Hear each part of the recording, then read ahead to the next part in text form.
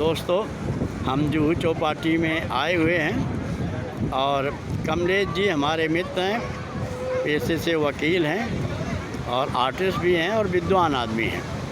वो थायराइड के बारे में आपको बोलेंगे। थायराइड की बीमारी बहुत लोगों को होती है और लोग इसका इलाज नहीं कर पाते, परेशान रहते हैं। प्लीज़ कमलेश जी। ओके दोस्तों, अभी जैसा कि आपको हरनाम जी बता रहे थे, थायराइड की बीमारी ये कोई सीरियस बीमारी नहीं है, लेकिन आप देखिएगा कि आज के इस आधुनिक युग में लगभग हर आपको तीसरा आदमी थायराइड से पीड़ित नजर आएगा।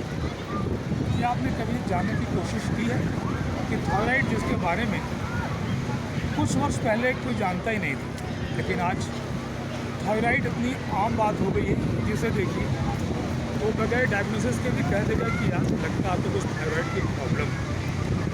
तो मित्रों, आमतौर पे लोग कहते हैं मैं थायराइड को किसने की होती है।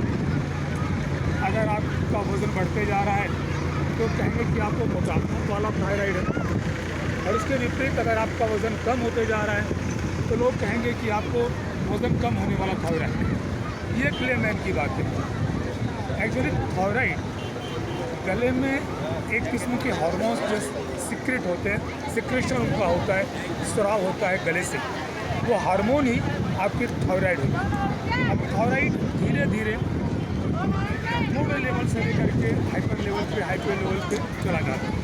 अगर वक्त रहते हम इसका निजात नहीं करते, हम इसके निजात के बारे में कुछ परहेज़ नहीं करते या कुछ ठीक से मेडिकेशन नहीं करते, तो धीरे धीरे थायराइड बढ़ता चला जाता है और एक समय ऐसा आता है कि आपको बहुत हद तक काफ़ी गंभीर बना देता है।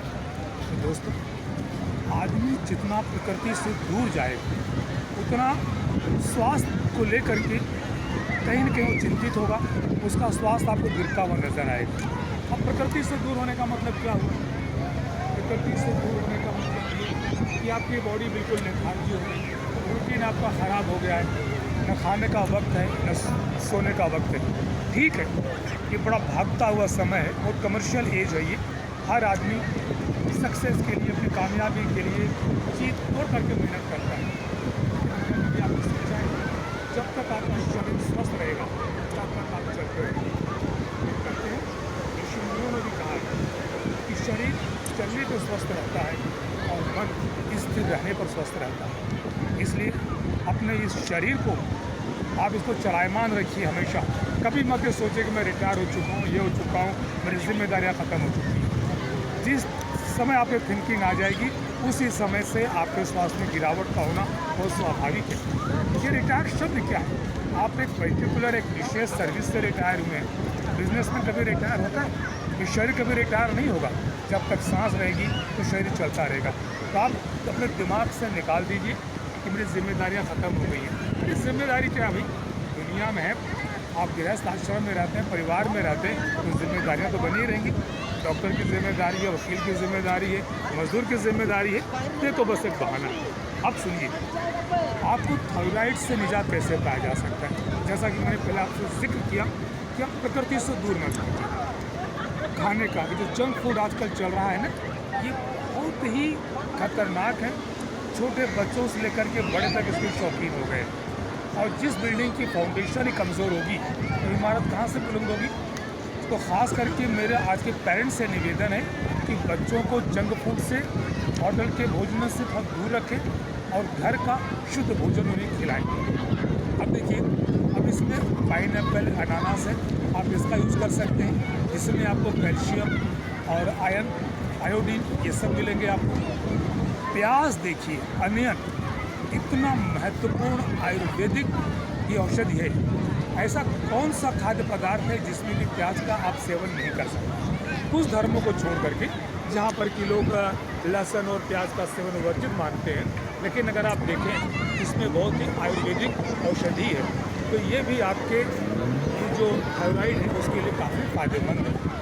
खान पीन आप ध्यान दीजिएगा, जैसा मैंने कहा, प्याज खाइए। सिंघाड़ा देखिए, सिंघाड़ा जो पानी में से निकलता है उसमें कैल्शियम भरपूर मात्रा में रहती है, आयोडीन भरपूर मात्रा में रहता है। कैल्शियम किसी भी तरह से उसको खाया जा सकता है, कच्चा खाया जा सकता है या उसे किसी और रेसिपी में डाल करके अच्छा स्वादिष्ट भोजन बना करके खाया जाता है। उसके इंग्रेडिएंट्स जो हैं वो भी कहीं न कहीं आपके ये जो हार्मोन्स हैं उसको संतुलित करेंगे और जो सिक्रीशन हो रहा है आपका उस पर एक लगाम लगेगी, नियमित होगा, नियंत्रित होगा। तो अपने आप स्वतः आपके जो थायराइड की प्रॉब्लम है धीरे धीरे कम होती चली जाएगी। आप देखिए मेन चीज़ जो हमारे ऋषि मुनियों ने कहा है, जिम में तो लोग बहुत जाते हैं, बड़े बड़े डोले बनाते हैं, वहाँ पे बड़े बड़े वजन करते हैं। दोस्तों इससे आपका जो आउटर बॉडी मस्कुलर वो मजबूत होता है। इंटरनल ऑर्गन जो आपके हैं, लंग्स है, हार्ट है, किडनी है, इनके लिए सबसे द बेस्ट व्यायाम है योगा। और ख़ास करके थायराइड के लिए जो हम लोग बता रहे हैं तो आप नेक का कीजिए एक्सरसाइज। नेक कैसे? आप लेफ्ट आराम से, राइट लेफ्ट राइट, थोड़ा सा होल्ड कीजिए, अब ऊपर नीचे कीजिए, अप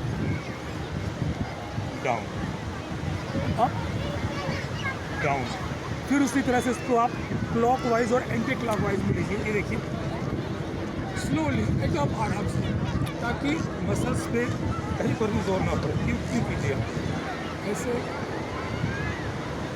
5 बार कीजिए क्लॉकवाइज, देन एंटी क्लॉकवाइज लीजिए।